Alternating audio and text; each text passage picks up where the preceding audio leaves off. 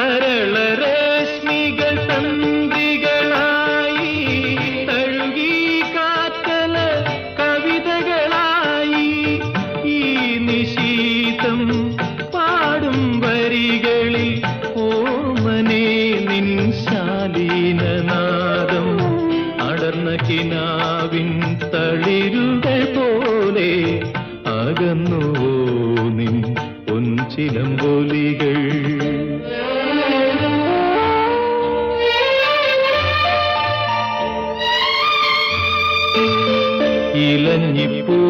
ഇലഞ്ഞിപ്പൂമണമൊഴുകി വരുന്നു ഇന്ദ്രിയങ്ങളിലതു